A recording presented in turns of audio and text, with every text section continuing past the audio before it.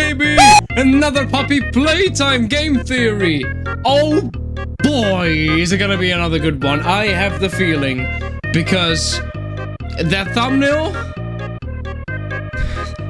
That's scary, man. Don't scare me like that. Come on. I'm just on my For You page. I see that. That scared the shit out of me. And, you know, not to say that the title isn't scary enough. Game theory. Don't breathe. Puppy Playtime Chapter 3. I find that very hard, to be honest. I cannot go a single second without breathing my ass off. But, you know, we're gonna see what this means. Because I'm guessing it's not for us. I'm guessing it's for in the game. It's gonna be very, very interesting. Because this is what I like with each Puppy Playtime chapter.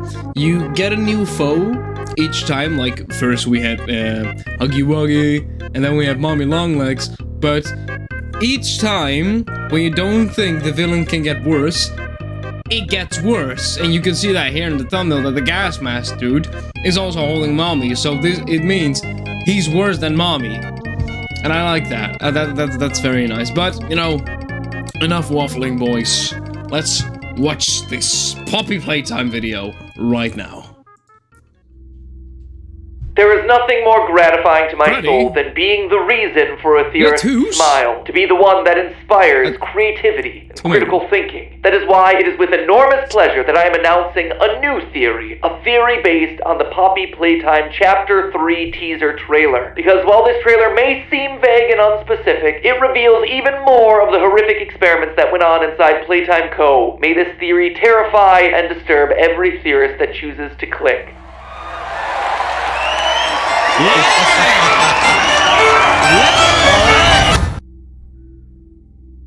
Hello, Internet! Welcome to Game Theory, the show that encourages you to wake up and smell the poppies. And I mean okay. I wanna tell you guys one thing. I've not been keeping up with news about Chapter 3, so this was all new to me, the gas mask. I do think I have seen it before on the internet, just floating around, but... I don't know anything about that, so if he mentions things that I'll just be confused by, just don't worry, it will all click eventually. Quite literally, friends, because today we're diving nose first back into the world of Puppy Playtime, which has been suspiciously quiet since the release of Chapter 2 back in May. Then, all of a sudden, out of nowhere, we got ourselves this little surprise last week. A teaser trailer for Chapter 3 coming out, according to the video, sometime next year. And let me tell you, friends, if you haven't seen this teaser yet, it gets dark. It starts off with a slow panning shot of the toys that we've already defeated. Huggy Wuggy lying on the ground, Mommy Longlegs ripped into, Bron the dinosaur's head for some reason, all while we listen to Elliot Ludwig, founder of Playtime Co., giving an announcement about Playcare, the adoption initiative that Playtime Co. is starting. He states that Playtime owes everything to these children, and then the trailer ends as the camera moves up to reveal a creepy-looking gas mask, all while the sounds of audience applause mix with the horrifying cries of children.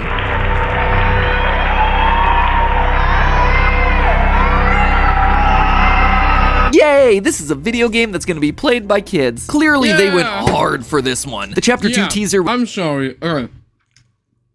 I need to get you guys in a little bit of lore of my... So many kids I see with Huggy Wuggy plushies. And I just think to myself, first of all, how in the hell did they get that? And second of all, why would parents allow this? Why is there even a fucking Huggy Wuggy just stuffed animals? That doesn't make any sense. You know, I think 90% of the kids that walk with these things haven't even played Puppy Playtime. I find it so strange. I was at a carnival, and I literally saw so many kids with a Huggy Wuggy plushie, and I was like, what? What the fuck? Where the hell did you get one from, man? I didn't get it. I still don't. And I find it so weird, and it's probably the guys behind Puppy Playtime haven't even made these plushies. It's like companies that just take the IP and make the plushie just sell and, you know, make infinites of. So I don't think it's even the fault of the makers of Poppy Playtime, but it's weird, man. I don't like it. If you have one, burn it. It was creepy. Child singing Itsy Bitsy Spider in a minor key. Classic horror trope. But there's something about the sound of screaming children that just hits different. And that's coming from a guy who talks about dead kids way more regularly than a person probably should. However, behind those screams is the thing we're really looking for. The lore! Yeah. For a few episodes now, we've suspected that Playtime Co. used children to make these living, breathing, bleeding toys. And now, having the founder of the company outright say, we owe everything to these children, well, I'm thinking he means that literally. But there's a lot more in here than just hints to past theories. I suspect that there's enough in this single minute of content to get a sense of most of what Chapter 3 is going to reveal to us. From the next big bad toy we're going to face to perhaps the most disturbing lore drop to happen yet. So let's take another slide down into the depths of Elliot Ludwig's monster factory, shall we? Probably the best place to start off is by addressing the severed dinosaur head in the room. In my live reaction to the teaser over on GT Live, where you'll notice I'm wearing some stellar new theory wear, by the way. Link for that's down below this video if you're interested in that nice long-sleeved t-shirt. Or, you know, maybe an awesome new futuristic backpack or shoulder bag right in time for the new school year. Let me tell you, they're the perfect size for any killer toys you might want to cram in there. Or, you know, maybe just a pack of our new clickbait green playing cards. I promise they won't come to life and chase you through the ventilation system. Anyway, where was I again? Sorry, merch push got me all confused. Oh yeah, in my reaction, seeing Bron the dinosaur here immediately set off some theory alarms. Is that the dinosaur? What is that, Bron? Bron the dinosaur? His appearance here seems very intentional. The trailer begins by panning up from the remains of our first two bosses, and then we land on him, implying that he then is going to be our Chapter 3 big bad. This feels especially true when you consider that the rest of the less important characters from past chapters like Pugapillar and Bunzo appear behind the gas mask at the end of the trailer. If we're to believe this motif that they're setting up here, right, it seems to be indicating that Chapter 1 boss, Huggy, Chapter 2, Poppy, Chapter 3 then is Bron going to be the boss, or kind of like the big bad of Chapter 3. It's also worth pointing out that the gas mask at the end of the teaser is red and yellow, exactly like Bron the dinosaur's color palette. No other toy we've been introduced to at this point matches that coloring, so it does seem like an odd coincidence. I mean, yeah. Yeah, but what if this is like the gas mask of Elliot Ludwig? I have no evidence to back that up, but I just thought it was cool having all these dead toys and we owe everything to these kids and Elliot Ludwig got sick himself and then this is his iconic mask. It could be of Bron. I mean, yeah, the color schemes, but these are popular colors in this game, so... Like, again, it's purposefully trying to hint at Bron's importance in this upcoming chapter. And then you have yourself the cardboard cutouts. Throughout Chapter 2, you find these cardboard cutouts of the various characters from Playtime Co. scattered throughout the map. If you push the buttons multiple times, they say various phrases. Some of them harmless. Do you want to play with PJ? Some of them disturbing. You need to get out of here. Just kidding! Go have fun! And if you keep on pressing, most of them end up as a glitchy mess. Now, I gotta be honest, when I first saw these things, I really wanted to do a theory just on these cardboard cutouts, expecting there to be some sort of hidden lore inside the glitchy audio. Like, it is the perfect place to hide lore. The perfect place to hide some lore. Mob games, wink wink, nudge nudge. I tried pitch shifting, reversing the audio, spectrograms, basically everything I could think of. You know what I got? Nothing. Maybe there'll be something that happens in Chapter 3. Who knows, mob games? But that doesn't necessarily mean that they were totally useless, because Bron does actually give us some interesting information. By pressing his cutout button once, we get a setup for a joke. What do you call a dino with one eye? And then pressing it again, we get the punchline. Do you think he saw us? Slow clap there, Bron. Slow clap. That is the type of humor that's kept me alive on YouTube for the past decade. However, keep pressing the button and you get this. What do you call the scariest dinosaur? Me. Bron is outright telling us that he's a scary dinosaur. The other toy cutouts, even the ones that do try to kill us within this very chapter, aren't nearly that overt. Some of them... But I'm sorry, how would they make Bron scary? Like, they probably nail it, but I have no creativeness in my mind how to make Bron scary looking. Like, Poppy, yeah, the caterpillar, definitely, but Bron... Nah, man, he's just gonna look like a good dinosaur ripoff. Them have ominous lines, but none of them are outright warning us about how scary they can be. In short, all the signs are pointing at Bron being the toy that we're gonna face next, which is why I don't believe it. I suspect that this might be a big misdirect on the part of Mob Games. I think it's theory bait. It's meant to get little theorist fishies like me interested in the hook, and then I get lured in and served up on a platter. You see, this isn't the first time that we've had Bron shoved into the spotlight only to be relegated as a mere background character when the chapter ultimately comes out. All the way back in the first trailer for Poppy Playtime, there's this wonderful shot of a giant toy Bron whose head suddenly turns around on its own and reveals its cold, dead eyes. And then the chapter came out and he was a poster. Cool. He reappears in chapter 2, but again, he's nothing more than just a prop in a puzzle sequence. And from a business perspective too, it just doesn't make sense for Bron to star in chapter 3. Mob Games have had such success in creating new big scary villains like Huggy and Mommy. The third chapter, just going back to a character that's existed since the beginning, it loses a lot of the hype of a big teaser reveal. And they not only lose hype, but also a good merchandising opportunity. People have loved Bron, Catbee, and all the other toys since chapter 1. New chapters means the opportunity for new characters, which means more new merch. And the last thing about this is that Mob Games' strength really seems to be flexible characters. Things that bend, feel softer or rubbery. I mean, Kissy Missy trying to pull this switch in the middle of chapter 2, not only is it hilarious, but it also just shows the strength of the team's animation of softer, stuffed characters. It is a huge and welcome departure from the monster designs of a certain other indie franchise that's dominated the scene for the past 8 years. No, FNAF had the puppet, and definitely Nightmare Marionette, which is one of my favorites. He was flexible and bendy.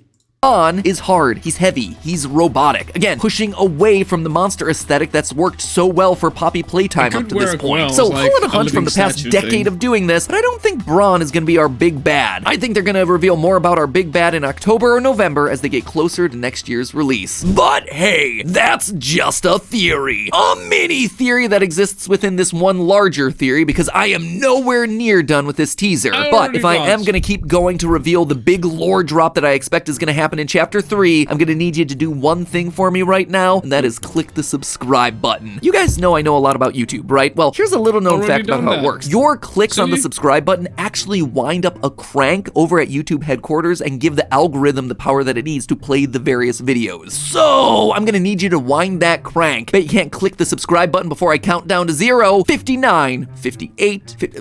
Okay, obviously it was a joke. Thank you for the sub. YouTube is all powered up. Let's get back to the video, shall we? Well, it would certainly be cool to be able to figure out the next monster that we're going up against in chapter 3. Considering they all seem to die by the end of the chapter anyway, the more intriguing part is the underlying lore about Playtime Co. and the experiments that they've been running. We got a lot of hints throughout chapter 2 that the company was trying to revive dead rats using gel made from poppy flowers, and that now they were looking for quote-unquote larger subjects, aka children. We also saw paperwork where members of the staff were rating children's physical abilities in order to best pair them with the appropriate toy. Enter the setting for this newest chapter, Playcare. As the teaser says, I announce Playcare, our very own on-site orphanage.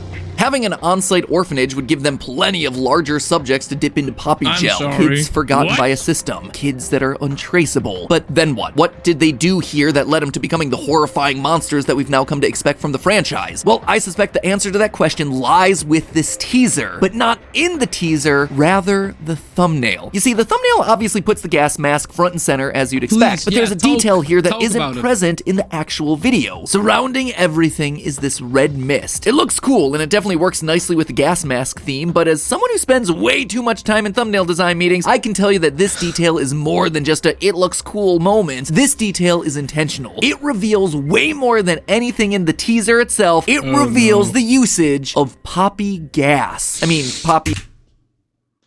It makes sense! Oh, that's so smart. Why didn't I think of that? Red gas, a gas mask, come on, it has to be poppy gas. Like, to turn multiple children at once. Come on, you know, this is why I love MatPat, bro. These are red flowers after all, so it just seems to make sense. I do think that the poppy gas, I think that's probably where they're headed with this, right? Is making the poppy into a gas that then is converting the kids. Immediately after I filmed this over on GT Live, I jumped on the computer and started looking into the idea of poppy gas. And you know what I found? Nothing. Zilch. Nada. Turns out nobody is interested in turning an odorless flower into a gas. But then, I remembered this moment from the opening seconds of the game. Her hair is sturdy and won't come out when you brush it, and smells just like a poppy flower. Her hair smells like poppy flower, but poppies aren't supposed to have a smell, right? Well, they don't, unless you're talking about a specific type of poppy, opium poppies. This is actually something that I casually tossed out there in our first ever theory on Poppy Playtime. Side note, I looked into, and it turns out that poppies don't really have that much of a smell, unless of course you're talking about opium poppies, in which case you're opening up a whole lot of messed up there. You see, normal poppies don't have a smell and don't have much of a narcotic effect because they have low levels of alkaloids, basically just a naturally occurring compound in the plant. Opium poppies, though, have higher alkaloid levels, resulting in a stronger smell and more physiological effects on humans. What do? Well, look no further than the Wizard of Oz. Poppies will put them to sleep. I can't run anymore.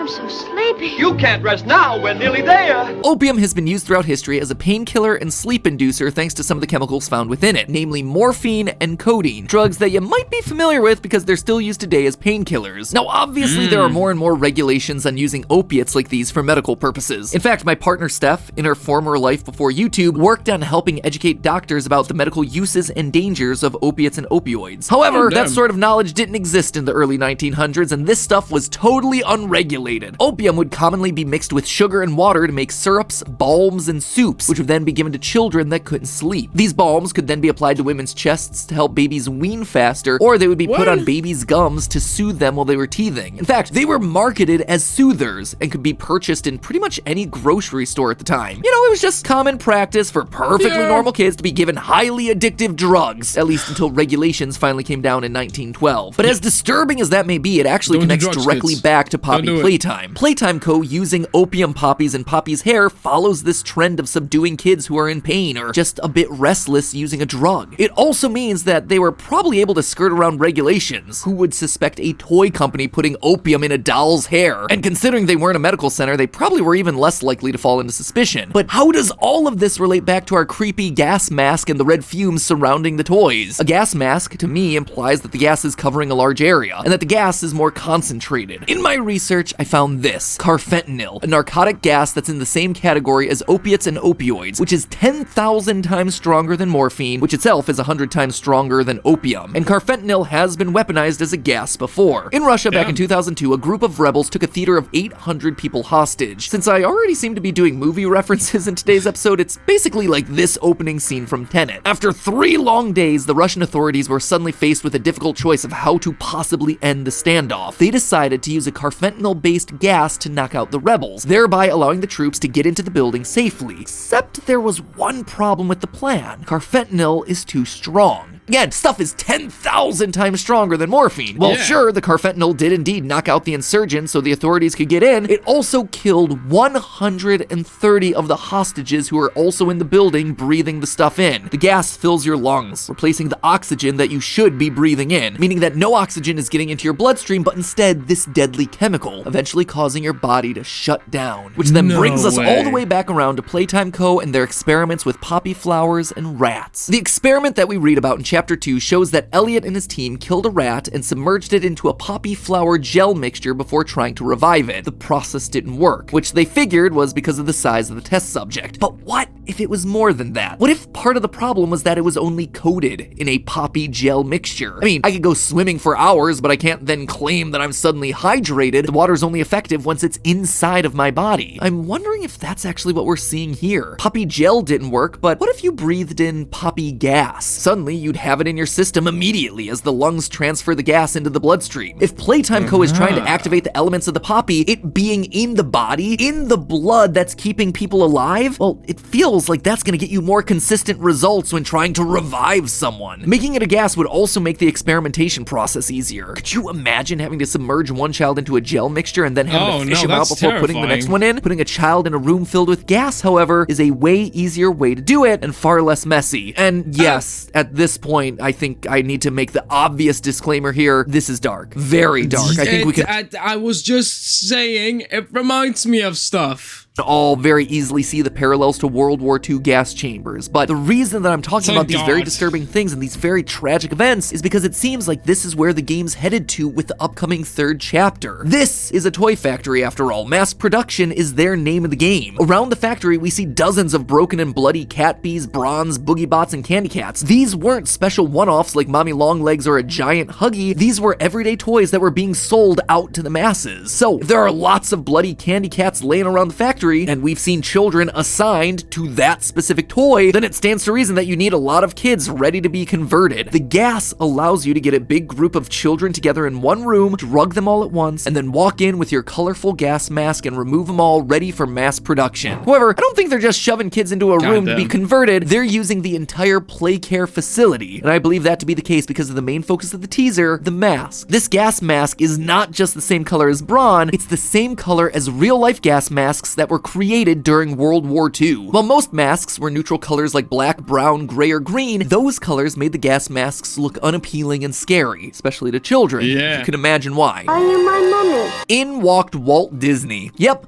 that Walt Disney, believe it or not. He decided to help the issue out by manufacturing the Mickey Mouse mask, which had the face of the iconic mouse to make it more appealing to kids. In the UK, they also have the Mickey Mouse mask, but it didn't look like anything coming out of the old House of Mouse. Instead, these masks were bright red, and that was it, just red. Sometimes they had a flappy nose to make them seem more fun, but overall, it was just about making the colors bright so they were less scary. And remind me again what color the mask in the teaser is? These masks are bright and colorful because they're being worn around children, all in an effort to make them and the scientists that wear them less scary, which of course they have to do so they don't get high off the fumes that are being pumped into Playcare. If these gas masks were only necessary while kids were being shoved into a testing room to be transferred into a toy, then they could have just had them as a standard black color. No kids would be conscious enough to see them being worn. It makes a lot more sense that they're this color though, because the children are seeing them being worn regularly, which you'd have to do if the entire Playcare facility was slowly being gassed. And then all we're left with is a bunch of screaming children. Chapter 3 of Poppy Playtime promises to lean heavy into the twisted backstory of the factory. I'm just not sure any of us realized how dark they were willing to go with this story. Thanks to this new teaser, I think we have an idea. Now the question is, are we gonna be brave enough to keep going?